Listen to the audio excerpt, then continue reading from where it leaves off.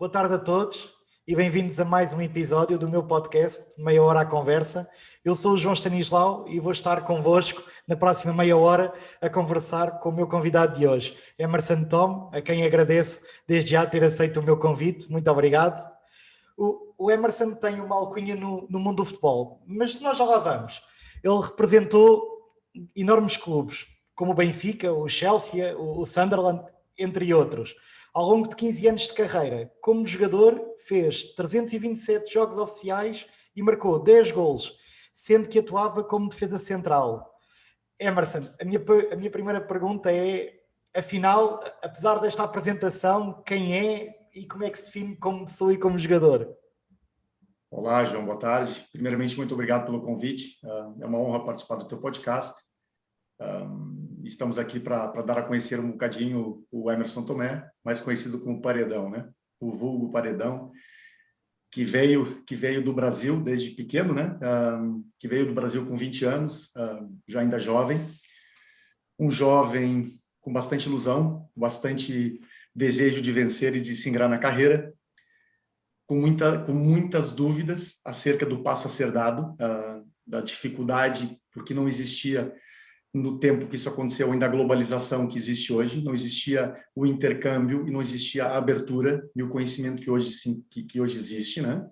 Então, foi sempre difícil para um jovem que sai do seu país com essa ilusão de chegar a uma terra-mãe, que na realidade Portugal foi quem descobriu o Brasil, uma terra-mãe com a mesma língua, com uma cultura bastante similar à brasileira, o que na realidade facilitou o meu envolvimento, né, com o país.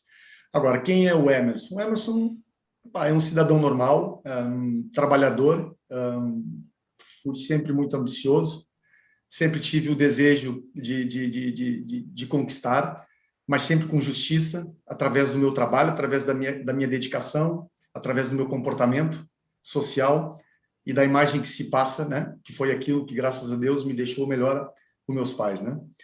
O Emerson como jogador e como alcunha de Alfére Paredão é por alguma razão, né? E essa alcunha é sui generis, ela aparece muito cedo na minha carreira, ela aparece quando eu fiz a transferência de um pequeno clube que era da minha cidade, chamado São José de Porto Alegre, que foi onde eu comecei a dar meus primeiros pontapés na bola, e me transferi depois ao Internacional de Porto Alegre, só que eu fui prestar provas, como todos os jovens, né? Na minha altura eu fazia. Hoje em dia existem observações, os scoutings, e o processo já é um bocado diferente. No meu tempo era mais peneira, né? Ia lá no Peneirão e eram muitos miúdos e tal, de vários bairros, de cidades, até de outros estados. Nunca mais me esqueço da situação. No dia que eu fui fazer o teste, tinham mais de 700 crianças, 700 jovens a prestar provas nesse dia. E por incrível que te pareça, tive a felicidade de eu e um trinco, um médio defensivo, fomos os únicos dois que começamos o processo cedo na parte da manhã e passamos numa peneira durante 6 partidas de futebol, limitadas, campos de 11, mas limitadas, em espaços de meia hora cada jogo, João, para que tu entendas qual é que foi a realidade. Eu chego do São José para o Internacional como um médio defensivo, não era central. Então, chego a fazer... E quando o treinador começa a escolher os jovens para formar as equipas, eu, afinal de contas, só sobrou os defesas centrais. E tinha um rapaz que estava do meu lado na altura e me disse, olha, vamos eu e tu jogar de centrais e tal, não sei o quê. E realmente, eu, meio naquela de não querer, levantei meu braço e o mister me olhou e tal, tá, vem tu e tal. No meio daquela criançada toda, porque existiam muitos centrais, muitos laterais. Imagina, gritava o treinador, quantos querem ser não sei o quê? Ele levantava, né? O pessoal levantava o braço e tal. Aí, pronto, ele me escolheu. Passei essa peneira durante o dia todo. E depois, passado 2 dias, João, eu fui treinar com a equipe principal do Sub-12. O que acontece? Chego lá, não conheci ninguém, cheguei eu e o tal trinco, chamado Anderson. Fomos fazer o aquecimento, o treino, o primeiro dia lá de treino. E nós tínhamos que ficar, né? Para nós ficar com a equipe principal, tínhamos que fazer também o último teste de aprovação do treinador da categoria principal, no caso, da equipe principal, né? Que já tinha um grupo com 20 e tantos minutos. Quer dizer, para eu e o outro entrar, alguém teria que sair. o processo de eliminação, né, João? Como tu deves imaginar. Então, fomos fazer o tal conjunto, o 11 contra 11, houve, e um ponta, um extremo, um rapazinho chamado Júlio, nunca mais me esqueço, me levou no fundo, me deu uma pedalada, João. Quando ele me pedala, me dá sabe, aquele coisa do Ronaldo passar o pé por cima da bola e tal, eu não deu outra, né? Como não tinha ainda aquela experiência de defender muito bem, o que eu fiz? Joguei o corpo em cima do miúdo, né? E o miúdo levou um encontrão, caiu uns 2, 3 metros de mim, assim, morto, assim, no meio da relva, assim, né? Assim, tinha até um mato, assim, um bocado de matagal, assim, mais alto em volta do campo, e o miúdo desapareceu no meio do mato, né? E aí o treinador, parou o treino, falta, e os miúdos que estavam lá atrás não viram, eles daí gritaram, ô mister, parece que o Júlio bateu contra uma parede, né? Parede, virei o paredão, né? E depois, na altura, o que eu queria era ficar, né, João? Eu não queria, né? Eu queria saber se eu ia ser o Emerson, se eu ia ser o seu paredão. E a alcunha pegou, desde então, né? Desde os 12 anos de idade no Internacional de Porto Alegre. Mas aí o seu porte físico já era um destaque em relação aos outros miúdos? Sabe o que, João? Eu cresci numa família muito humilde, né? Eu comecei a trabalhar muito cedo com peso. Eu tive que ajudar os meus pais na manutenção financeira da casa, e tudo que a gente pudesse fazer e pudesse ajudar, sempre foi bem-vindo, né? Então, eu ajudava, eu vou te dizer assim, muito abertamente, eu até meus 16 anos de idade, entre os 10 aos 16, eu ajudei a construir 4 casas no Brasil, entendeu? Eu trabalhei duro durante um período difícil também da minha infância, que me ajudou também a criar anticorpos físicos, porque trabalhar de sol a sol e trabalhar com peso faz com que a gente amadureça muito mais cedo, né? E eu tive que fazer isso. Então, eu já era um miúdo alto, forte, com uma complexão física bastante generosa já. E esse trabalho, né? Essas rotinas de trabalho mais rígidas fizeram com que eu também doutrinasse o meu corpo fisicamente e a minha mente para ser mais duro, né? Mais viril, né? E isso depois eu transportei para o meu jogo também, né, João? Por isso que eu digo, o atleta, o Emerson, acima de tudo, eu acredito que eu fui um jogador de futebol do nível alto, médio alto, né? Eu, graças a Deus, mediante as citações que você já fez, eu cheguei a um patamar bastante elevado, consegui jogar bastante tempo num dos campeonatos mais importantes da Europa, né? Foi justamente também pela minha atitude, pela minha perseverança, pelo meu perfil profissional, pela minha correção de treino, o meu atleticismo, a vontade de engrandecer e melhorar as minhas condições. Sempre procurei trabalhar muito as partes físicas, a parte abdominal, a parte de velocidade, a parte da minha agressividade, que eu fui um jogador agressivo, era um jogador tinha uma certa liderança defensiva, eu era um jogador de liderar a linha defensiva, eu era agressivo, eu gostava de segurar a linha, eu gostava de conversar, de organizar a parte defensiva da equipa, e é lógico, tive a felicidade de encontrar jogadores, né? A começar, eu tive infelizmente eu tive pouco tempo de manobra na acadêmica para jogar. Eu cheguei na altura em Coimbra com excesso já de jogadores estrangeiros. Na altura, que eu me lembro muito bem, nós podíamos ter no máximo 5 jogadores inscritos, só 3 poderiam jogar. Eu fui o 6º jogador, a acadêmica me assinou quase como um futuro projeto para eles, que de certa maneira eu acabei tendo possibilidade de jogar só quase no final do campeonato, que a minha inscrição entrou, porque depois eles tiveram que liberar um jogador na altura, e para eu poder entrar. Depois o projeto era dar continuidade, na altura não aconteceu, eu acabei me transferindo para o Tirsense, com o Mr. Eurico Gomes, que por casualidade me viu jogar um jogo amigável da acadêmica contra o Salgueiros, o antigo Salgueiros em Paranhos. Mas antes, Emerson, antes de chegarmos ao Tirsense, diga-me uma coisa. Veio para Portugal muito novo, com 20 anos. Correto. E o que é que faz sair do Internacional, que é um grande clube no Brasil, para a segunda Liga Portuguesa? O que é que o fez atravessar o Atlântico? Olha, João, muito sinceramente, o tal sonho, né? O sonho do Eldorado, a possibilidade possivelmente única de realizar um sonho profissional. Eu estava num grande clube, eu me profissionalizei no internacional, bastante jovem, com 18 anos e meio, que no Brasil, eu não sei se tu sabe, a gente pode ser juniores, como a gente chama, né? Sub-19 até completar 20 anos de idade. Eu fui captado com 18 anos e meio para a equipe profissional. Eu trabalhei com um treinador na altura que me trouxe, aliás, o primeiro treinador que me detectou e que me começou a levar a treinar com a equipe profissional foi Abel Braga. Na altura era o treinador do Internacional, o grande Abel Braga, mister, pessoa fenomenal. Depois ele acabou transferindo-se para outro clube, entrou um treinador que era lá do meu estado, que deu continuidade. Eu fiz um campeonato gaúcho, que eu não joguei, mas eu tive convocado muitas vezes. Eu fui campeão gaúcho com o Internacional em 92. Depois eu participei da equipe que foi campeã da Copa do Brasil também em 92, no ano que eu me transfiro para a Acadêmica. O que acontece? Não existia essa observação, não existia o scouting, não existia essa globalização do futebol, não existia a informatização, a informação, não existia nada disso, João. A videoanálise não existia. Então, mesmo estando num grande clube, a flutuação de informação era básica, era muito pouca, a não ser que aparecesse alguém que transferisse essa informação ou que fosse em busca dessa informação. Então, como na altura o falecido Manuel Barbosa, ele estava fazendo contatos e negócios com o Grêmio, muito com o Grêmio, e ele tinha feito a transação já do Assis, que era o irmão do Ronaldinho, gaúcho, feito a transação para ele aqui com o Lugano, acho que foi com o Lugano, ou se não, foi com o Sion, na Suíça. Ele fez uns contatos lá no sul do Brasil e já tinha trazido o Valdo, que era o Valdo que foi até meu colega depois no Benfica. Ele tinha feito negócios com o Mozart. Ele era o grande empresário na altura em Portugal. Então, ele tinha esses acessos ao Brasil e buscou muitos jogadores no Brasil feitos.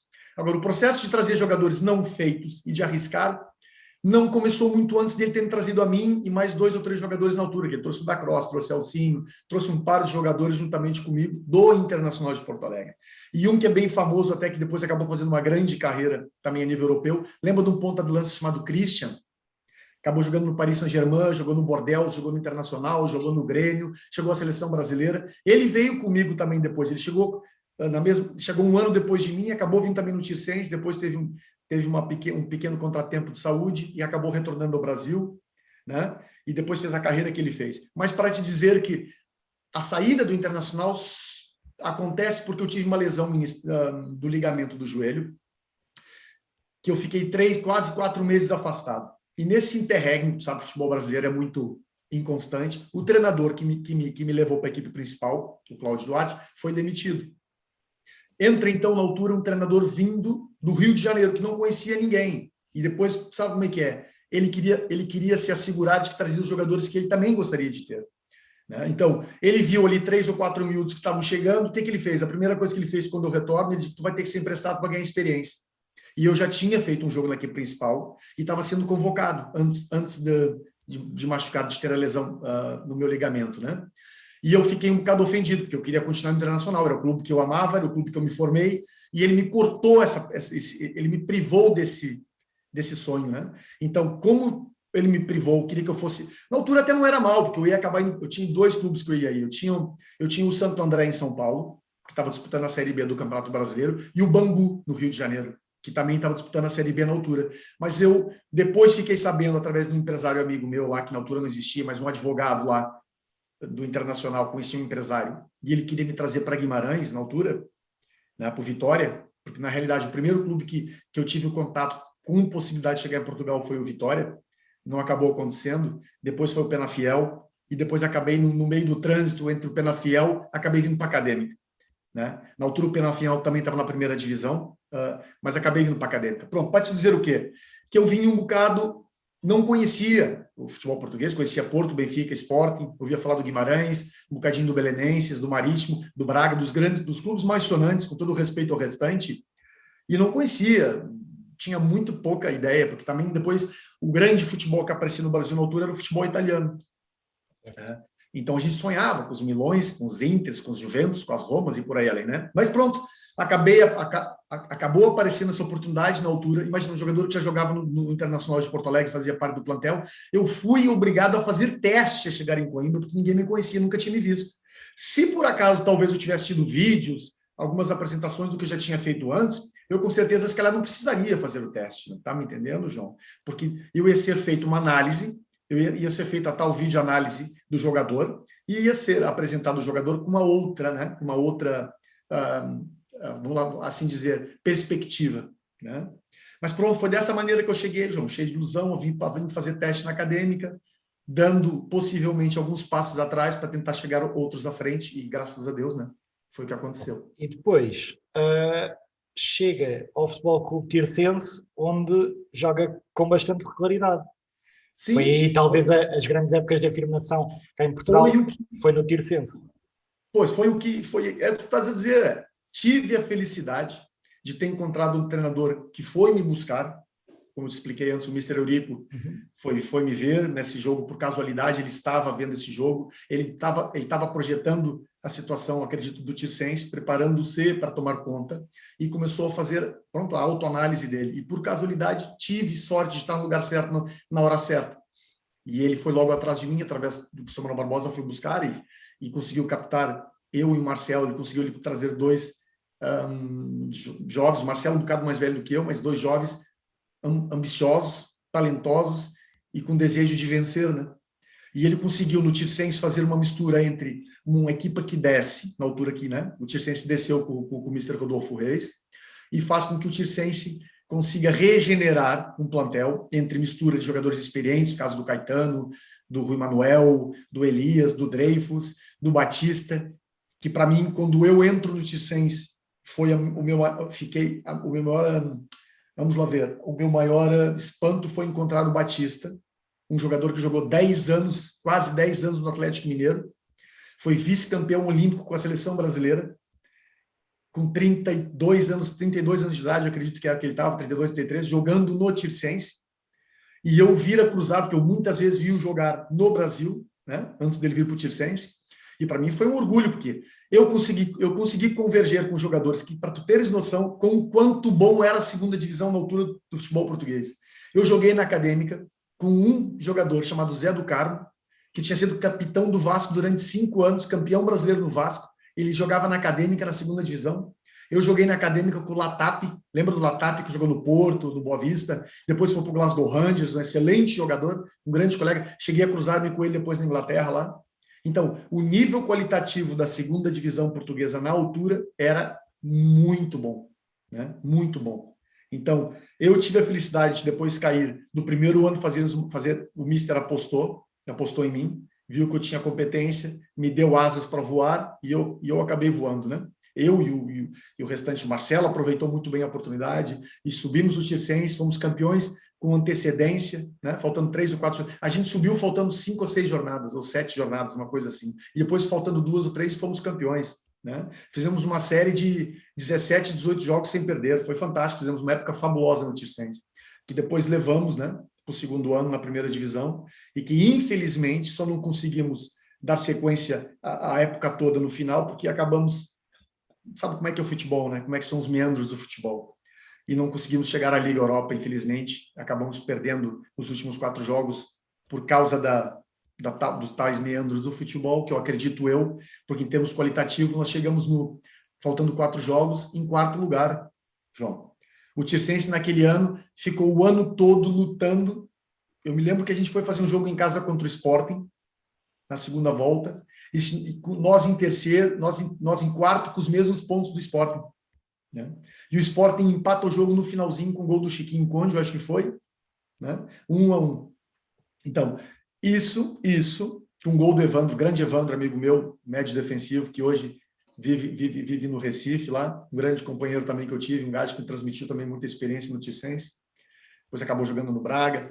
Então, para te dizer que o Tirsense realmente tinha uma excelente equipe, foram 2 anos fantásticos no Tirsense, foi a única vez que o Tirsense foi campeão nacional. Eu me lembro que o Tirsense, antigamente, foi campeão da Zona Norte, campeão nacional da Zona Norte, mas em termos nacionais, globalização do futebol português, foi a primeira vez. Rapaz, foi um orgulho muito grande ter representado o Tirsense com essas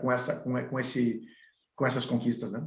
Mesmo assim, após essas 2 épocas, essas 2 grandes épocas no Tirsense, acaba por chegar ao Benfica, um Um Benfica que tinha grandes talentos, não é? Michel Perdomo, Paulo Bento, João Pinto. Sentiu o peso de estar, de repente, a jogar num dos maiores clubes portugueses e por que não dizê-lo, num dos grandes clubes europeus?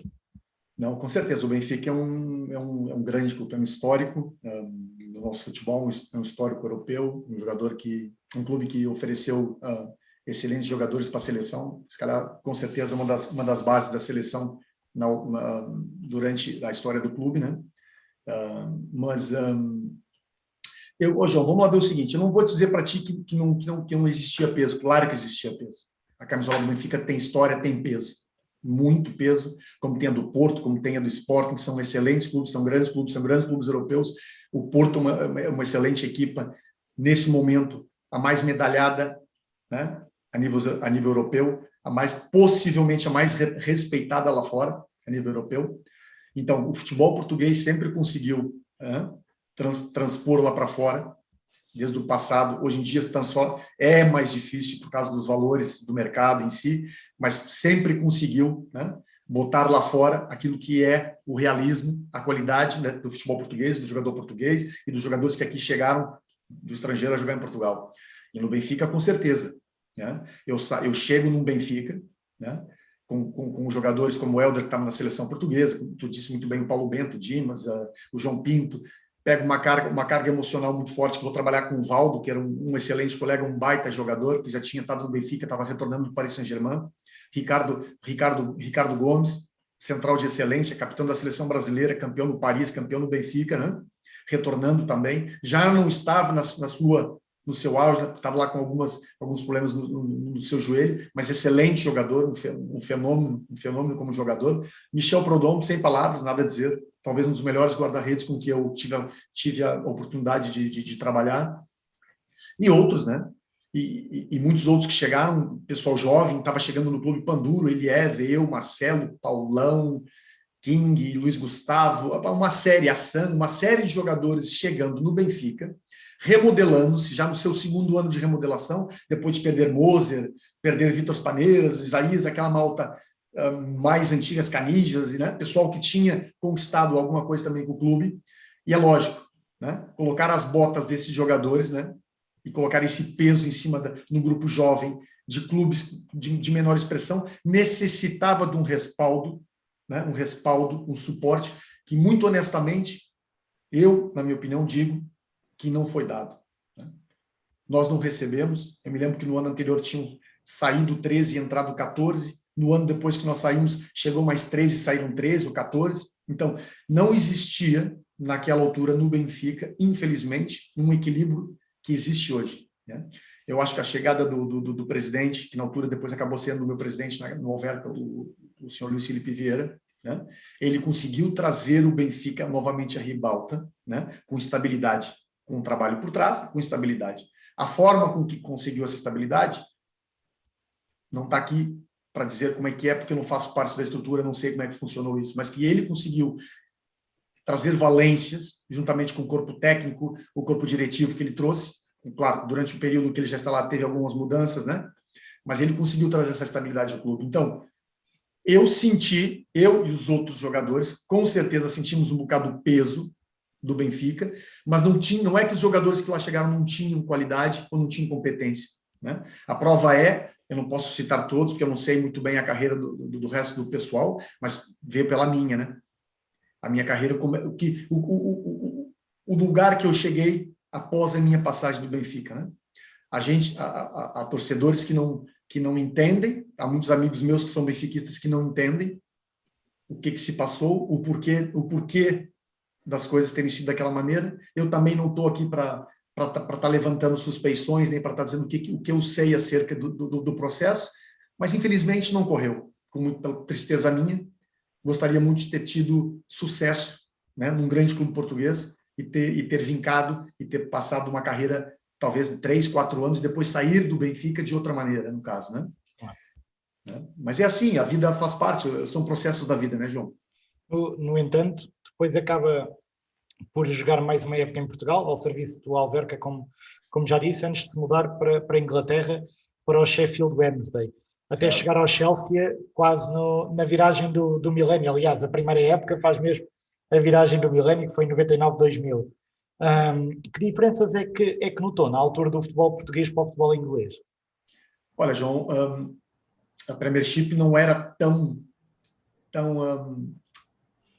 globalizada como está agora, né? Existiam muitos estrangeiros, mas não existia a globalização que existe agora e que existiu nos últimos 15, 18 anos, né? A realidade é que o processo de evolução, com a chegada de jogadores, com mais jogadores estrangeiros, com treinadores estrangeiros, modificou muito a identidade. Não modificou uma coisa que eu identifiquei desde o começo: intensidade, agressividade e velocidade.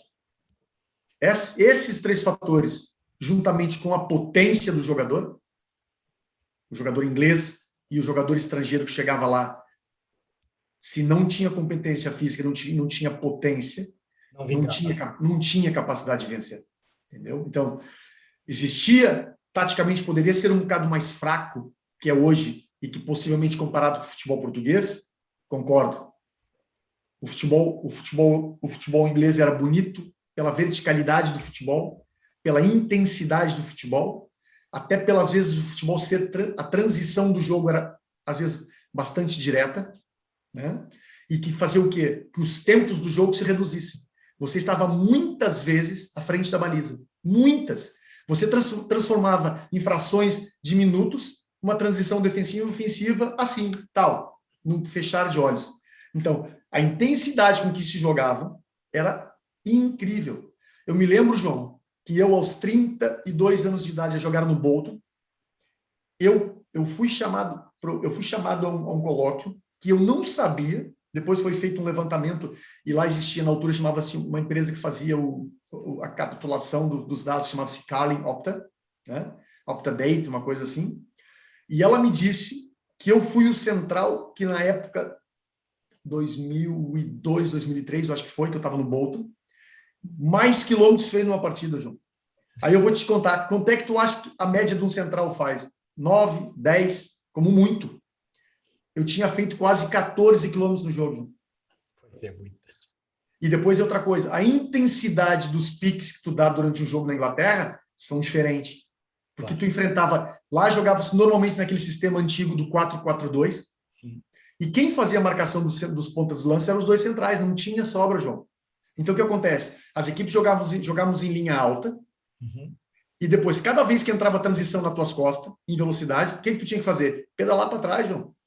E depois o treinador não era globalizando o comentário, o treinador apontava para ti o dedo. Ô Emerson, foi tu que não fez isso. Foi tu que não fez isso, João, entendeu? Então, o sentido de obrigação, de responsabilidade era muito grande. Né? Então, eu senti o peso do futebol inglês nesse aspecto, muito. Graças a Deus, o meu perfil profissional me permitiu, né, juntamente com a minha competência, a minha potência física, a minha intensidade do jogo, a minha capacidade de leitura, de concentração, fez com que eu tivesse sucesso durante um período longo no futebol inglês. Eu tive algumas quebras, né? Porque eu fui operado 4 vezes na Inglaterra. Não, eu fui operado 5 vezes na Inglaterra. Problemas de joelho, um problema facial que eu quebrei o meu malar, com cotovelaço, quase já no final da minha carreira. Então, eu tive os percalços, né, as lesões. Mas, enquanto eu tive capacidade de estar bem fisicamente, graças a Deus, eu sempre fui requisitado a jogar. Eu chego no Sheffield Wednesday a prestar provas, porque ninguém me conhecia. Eu saio do futebol português já um bocado desacreditado, porque eu fui obrigado a jogar no Alverca, na altura por problemas diretivos e de desentendimento entre, na altura, o presidente do Benfica, Vale Azevedo, e com o seu falecido Manuel Barbosa. Eu não tive a possibilidade de ter chegado aonde realmente eu podia ter ido, que me apareceu 2, 3 clubes espanhóis, apareceu o Standard de Liège, apareceu o Bruges, apareceu situações onde eu poderia ter ido, apareceu depois clubes em Portugal, e depois não houve acordo, eles não conseguiram chegar a um acordo onde eu pudesse jogar, e o Benfica, na altura, disse que eu era obrigado a jogar no Alverca, porque eu teria contrato. E a verdade era que eu tinha contrato com o clube, então eu fui jogar Alverca, na altura, com o Mr. Mário Wilson, na segunda divisão, tentando ajudar o Alverca não descer a divisão na altura, que graças a Deus a gente conseguiu fazer isso. mas para o meu desagrado, depois de ter chegado a ser melhor central com o Tirsense, no Campeonato Português, chegar a um Benfica, ser requisitado pelo Porto, na altura tive requisições também para poder chegar ao Sporting, de chegar ao Celta de Vigo. Eu me lembro que na altura apareceu outras hipóteses também para chegar a jogar outros clubes, mas fui ao Benfica, né? É um grande clube português, ao topo do futebol português. E depois essa frustração de ter que dar um passo atrás, de ser obrigado a jogar no Alverca, de depois entrar em litígio um bocado com o próprio clube e fazer uma rescisão amigável com o Benfica nos meus últimos 6 meses de contrato, e ir à Inglaterra prestar provas a um clube que não me conhecia, mas graças a Deus essa oportunidade abriu de eu ir lá e fazer os testes de ter ficado, né? E que me abriu um novo horizonte profissional, que foi chegar à Inglaterra e ao futebol inglês da Premiership. Mesmo assim, acabou por atuar num dos maiores clubes do mundo, que é o Chelsea, e eu não resisto a fazer esta pergunta, porque como esteve lá antes, o Chelsea tem um ascendente enorme nos últimos 15 anos. Já na altura se sentia que esse crescimento era previsto, ou estava à espera de um Abramovich para chegar ao patamar que é hoje? Não, hoje eu vou te ser muito honesto. Se tu me pergunta se eu senti peso, né, de vestir uma camisola, não só pelo clube, mas pelas figuras que lá se encontravam, foi o Chelsea. Não tenho a menor sombra de dúvidas. Né? O Chelsea não era condecorado como era condecorado o Benfica em termos de título, em termos de prestígio, não, de maneira nenhuma. Em termos de dimensão clubística, o Benfica era maior, né, que o Chelsea. O Chelsea, como disseste tu e bem, nos últimos 15 anos, galgou uma grande margem de terreno em termos de títulos, de conquistas. Né? É um clube, é o último campeão da Liga dos Campeões nesse momento, né? Em cima do milionário Manchester City. Né? Mas o Chelsea, na altura, João, por incrível que te pareça, tinha um peso impressionante. Por quê? Porque os jogadores que eu vim, que foram ser meus colegas, eu posso citar do grupo de 25, 26 que nós éramos, 99,9% todos eram internacionais, ou de camadas jovens, como era o John Terry, John Halley, né, do Chelsea, como Marcel Desailly, Frank Leboeuf, Ed de Gaulle, Albert Ferrer, Gianfranco Zola, Roberto Di Matteo, Gustavo Poyet, Dan Petrescu, Babayaro, e muitos outros. Dennis Wise, né? Depois convergi com o Hasselbank, Torre André Flor, Casiraghi. Eu posso citar todos, né? Todos jogadores de nível mundial, internacionais. Jess Hogg era capitão da Dinamarca na altura. Né? Então, eu já não me lembro de todos meus colegas, e peço até desculpa, mas se eu fosse relembrar todos, João, quando eu entro no balneário, eu fiquei assim, né? Mesmo vindo de jogar contra eles, mesmo vindo de jogar no campeonato inglês contra eles regularmente, uma coisa é tu jogar e enfrentá-los no campo, né? Outra coisa é tu fazer parte daquele balneário. Mediático, né? Uma coisa acima da média, uma coisa fantástica, né? Então, eu tive esse orgulho e essa satisfação de poder dizer, e hoje em dia meus colegas dizem, poxa, tu jogou com esse cara, mano. Porra, tu jogou com o Zola, meu. João, só para tu teres ideia, o Zola foi condecorado pela Rainha Isabel em 100 anos de futebol inglês, quando completaram 100 anos, o jogador benemérito ganhou uma medalha, ele foi lá no Windsor, no Palácio, ganhar uma medalha, cara, coisa mais linda, da Rainha Isabel como um benemérito, né, de trazer coisas de excelência para o futebol inglês. E eu joguei com esse cara. O cara era um fenômeno. Além de ser um fenômeno como jogador, era um fenômeno como ser humano, né? Adorei trabalhar com ele. Um gentleman, como a gente pode assim dizer, né? Todos eles, eu não tenho razão de queixa nenhuma. Eu joguei com o Desailly, uma aprendizagem louca com ele. Eu joguei no Sheffield Wednesday com um par de jogadores todos internacionais. Eu joguei com Des Walker, que era da seleção inglesa, com Wim Jonk, que era da seleção holandesa, com Gilles de Bill, que era da seleção belga. Eu joguei com vários. Eu joguei com Benito Carbone, com Paulo Di Canio. Eu joguei só com craque. As pessoas não têm noção do realismo do futebol inglês, porque hoje em dia é muito mais mediático. Portugal prende muito mais atenção, o torcedor português prende muito mais atenção por causa do influxo do jogador, dos treinadores lá ao futebol inglês. Mas no meu tempo, Jesus, quantos jogadores de alto nível já jogavam lá, né, cara? Eu fui jogar em clubes, estou dando um exemplo, as pessoas falam, o Bolton. No Bolton, eu fui jogar com DJ Okocha, com Yuri Djorkaeff, com o Ivan Campo, que o Jussi Jääskeläinen, que foi guarda-redes da seleção da Finlândia durante 15 anos, e por aí Per Frans, que era capitão da seleção da Dinamarca. E posso citar Stelios Giannakopoulos, que foi campeão em Portugal com a seleção da Grécia.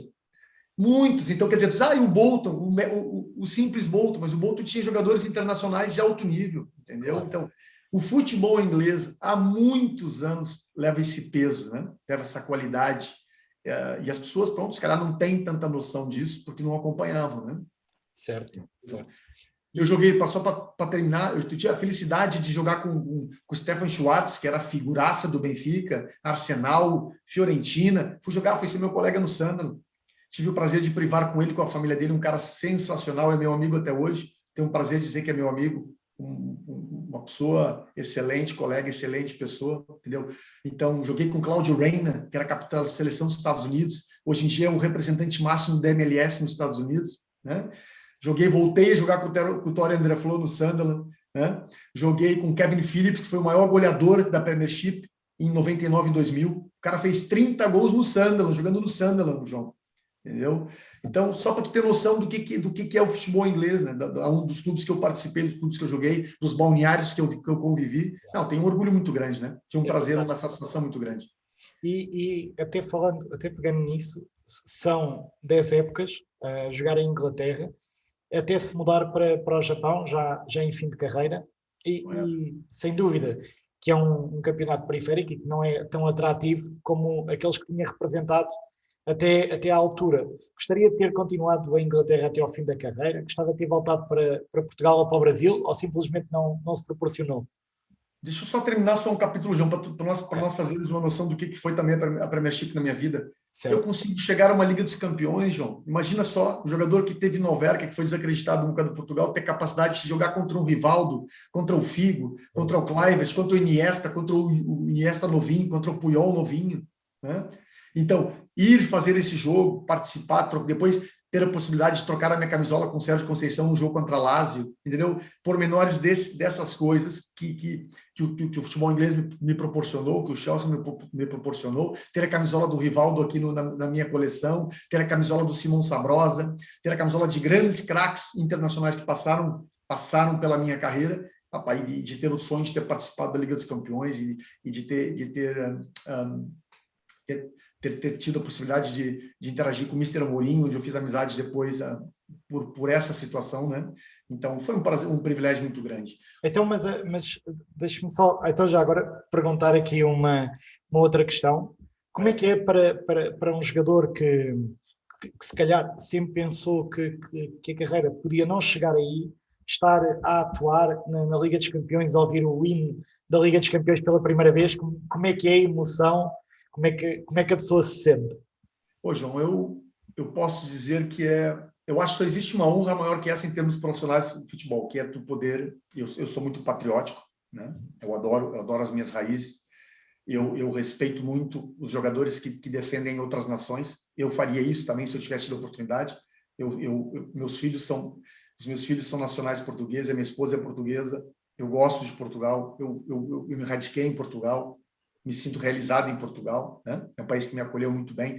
As minhas grandes amizades da minha vida nesse momento são portuguesas, são meus amigos que são portugueses. Então, eu entendo Pepes, Decos, entendo todos eles e bato palmas pelo caráter e pela hombridade deles, né? Sou amigo do Deco. Consegui trabalhar eu trabalhei com o Deco no Noverca, conheci o Deco no Noverca quando era puto. O Maniche, tenho uma amizade, um carinho muito grande por eles. E respeito muito, né? O Pepe, a figura do Pepe, aquilo que ele faz dentro de Portugal, dentro daquilo do contexto português, em termos de caráter, a entrega que ele tem, às vezes um bocado, né, acima da linha, né? Mas são características, é o perfil. Não acredito que faça aquilo com a intencionalidade negativa. Acredito que aquilo vem com o ímpeto do jogo. Erros todo mundo cometemos. Ele fez os erros dele na carreira dele, eu fiz os meus, né? Mas o fato de dar a volta por cima e continuar sendo o jogador que ele é, fantástico, né? Voltando à Liga dos Campeões, um sonho para mim, né? Ter a oportunidade de na altura, né, envergar a camisola do Chelsea, escutar o hino, e do outro lado tu ver o Barcelona, né, cara? e depois tu saber que o ataque do Barcelona do lado esquerdo do Rivaldo, que tinha sido naquele ano o melhor jogador do mundo. Centroavante da seleção da Holanda, o Kluivert, né? Do lado direito, um dos melhores jogadores da história de Portugal, Luís Figo, né? Um gajo espetacular, meu amigo também. Meio campo recheado de talentos, o jovem Iniesta atrás, jogando acho que era o Ronald de Boer, né? O Puyol jogando de defesa direito na altura miúdo. Então, claro que foi fantástico ter vencido essa partida. O Mr. Mourinho no banco como adjunto do Van Gaal na altura. Vencido esse jogo por 3-1, né? Foi um êxtase para mim, foi, se calhar, um dos highlights da minha carreira em termos profissionais. Pode ter certeza que sim, né? Claro que sim. E a outra questão do Japão... A situação no Japão já foi... Eu tive a possibilidade de ficar na Inglaterra, foi na altura que quando eu vou para o Wigan Athletic, né, foi a única vez que eu joguei na Championship. Nós subimos o Wigan, foi a primeira vez na história do Wigan Athletic subir a Premiership. Eu subi o Wigan Athletic com um grupo maravilhoso de jogadores, mais ou menos desconhecidos, mais talentosos e ambiciosos. Subimos o Wigan em segundo lugar no campeonato. Faço a transição para a Premiership, mas eu já vinha já com alguma carga de lesões e problemas já com o meu joelho, que para aquela intensidade, para aquele nível, já não estava sendo muito fácil, né, manter. Não é porque eu não tinha competência, a competência estava lá, mas existia mais debilidade física, na parte física. Eu já estava com 33 anos para 34, quando eu faço essa transição. Eu já tinha tido 4 operações de joelho, e depois já estava tendo problemas com meus iscos tibiais, né? Com a minha musculatura, que fazia o suporte do joelho. Era muita carga, era muita porrada em cima, e o meu corpo estava pedindo uma outra situação, né? Houve a possibilidade, na altura, de eu ir para os Estados Unidos, voltar ao Brasil. Na realidade, eu tive 2 grandes convites, um para ir ao Santos e um para ir ao Cruzeiro. Na altura, não aconteceu. Tive uma oferta, na altura, para ir também ao México, jogar numa equipe chamada Atlante, né, no México, e uma oferta para ir jogar também na Arábia Saudita, né? Financeiramente, se me perguntar qual é que era mais interessante, sem dúvida nenhuma, era da Arábia Saudita, né? Mas o fator familiar, né, de não poder ir com a minha família com a vontade que eu gostaria, porque o clube em si não era nem em Riad e nem em Jeddah, era um clube numa cidade pequena de interior.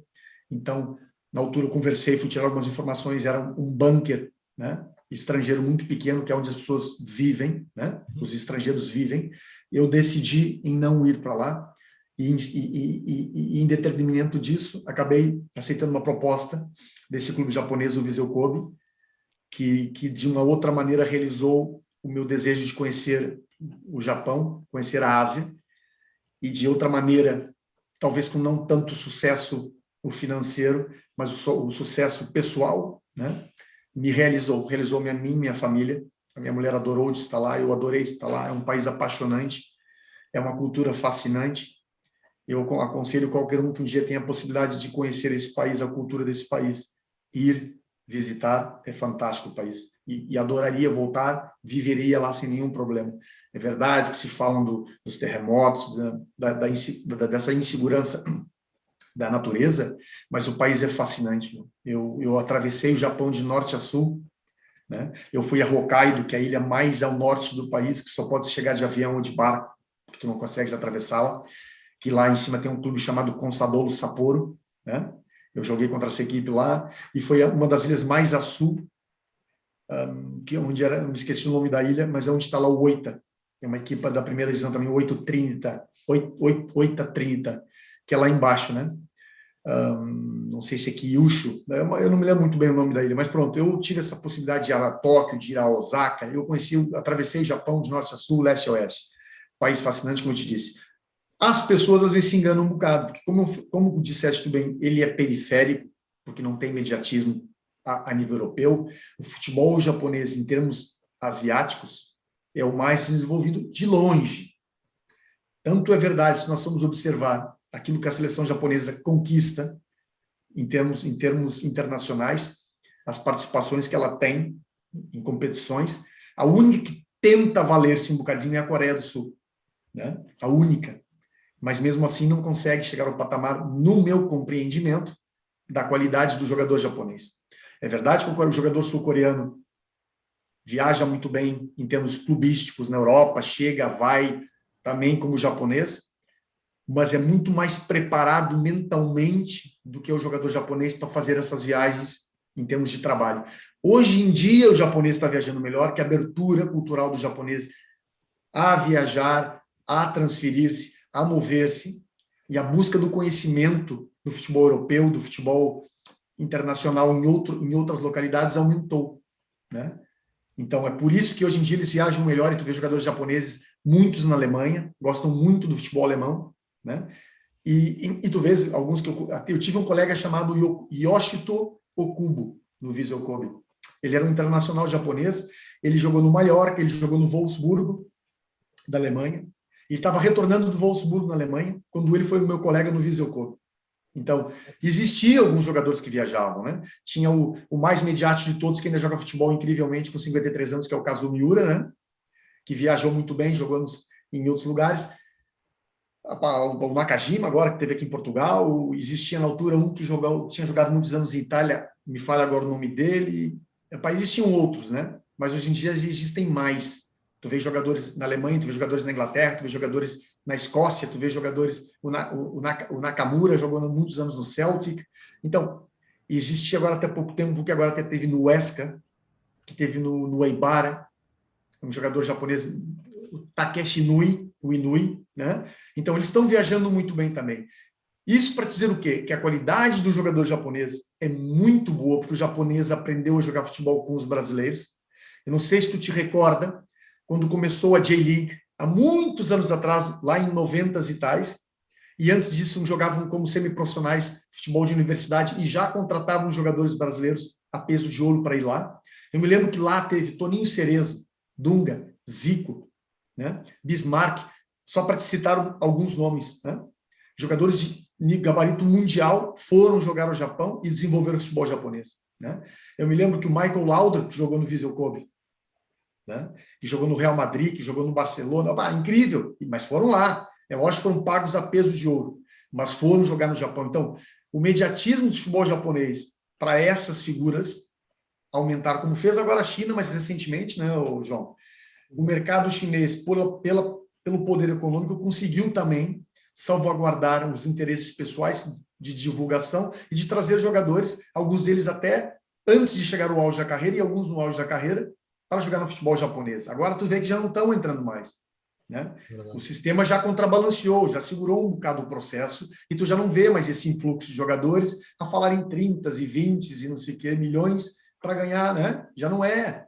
Teve alguns afortunados que foram lá e atingiram o jackpot, né? Atingiram o pote do ouro. Os Hulks, os Oscars, os Ramírez, para citar apenas 3 nomes, né? Então, hoje em dia continua a ganhar muito bom dinheiro, mas já não é essa coisa toda, essa situação toda, né? Então, o Japão teve esse período também.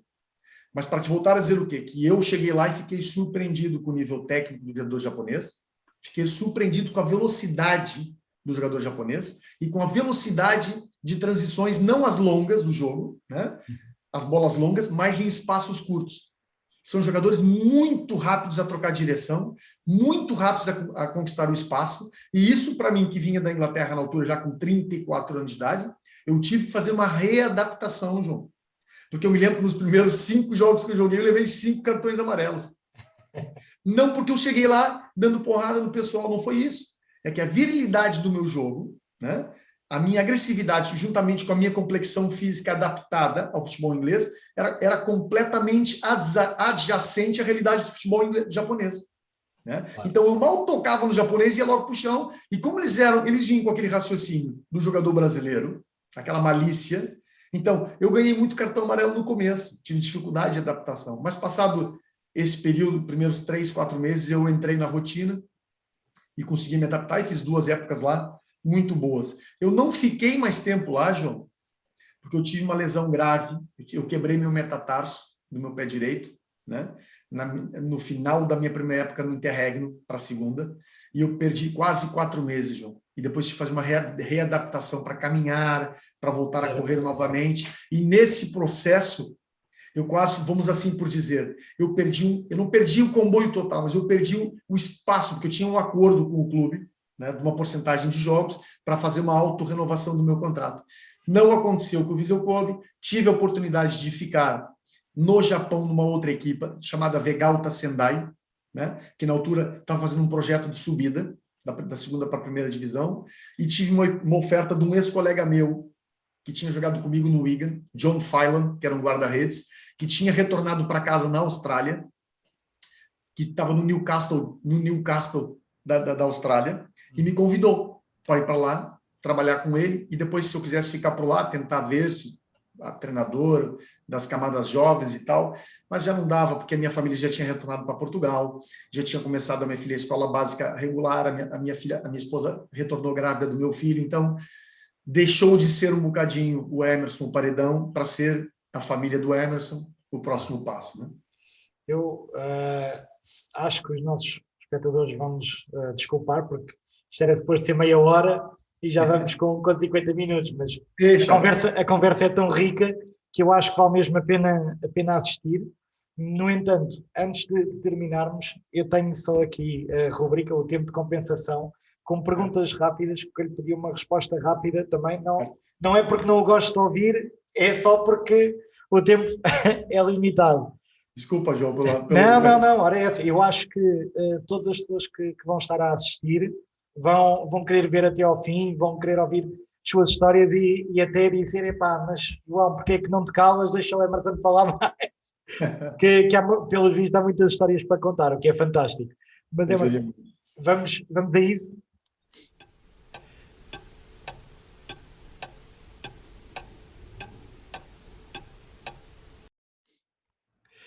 A minha primeira questão o Emerson foi defesa central. Se jogasse hoje em dia, qual é que acha que ia ser o jogador mais difícil de marcar? O defesa central sempre o jogador mais móvel, o jogador mais rápido, se torna normalmente um jogador difícil. Apesar de que o jogador alto também tem a convergência física do jogo, né? Principalmente dentro da área, que pode causar problemas. Agora, o mais difícil de marcar... Há jogadores que são extremamente difíceis de marcar, mas eu acho que pela inteligência e capacidade de finalização, o Agüero de 3 ou 4 anos atrás seria um ponta de lança extremamente difícil de controlar os movimentos dele. Percebo. E nós estamos a efetuar esta gravação antes do Bélgica e Itália. A Suíça-Espanha vai agora para prolongamento, empatada 1-1. Neste Euro 2020 há alguma seleção, na sua opinião, que considere favorita a ganhar, ou no máximo pelo futebol que produz está mais próxima de ganhar? Aquele que eu queria que ganhasse já não pode, Portugal, né? Claro. Até por ser minha segunda casa, minha segunda pátria. Pelas minhas raízes, eu vou te ser muito honesto, eu gostaria que a Inglaterra ganhasse. Certo, percebo. Gostaria, até pelas razões profissionais também, pelas amizades que deixei no país, pelo gosto de ter lá estado, né? Claro, compreendo. Emerson, infelizmente, nós não temos tempo para mais, é sempre bem-vindo aqui ao canal, porque eu tenho a certeza e sei que há muito mais histórias, porque nós sempre que falamos é sempre uma data de tempo, e ainda bem que assim o é. A todos, muito obrigado por terem assistido. Não se esqueçam de deixar o vosso like, já sabem que há um novo episódio todas as segundas-feiras às 21h, mas para não se esquecerem, ativem o sininho e, por fim, quem ainda não é subscritor, tem que o fazer. O meu nome é João Stanislau, boa tarde a todos, obrigado.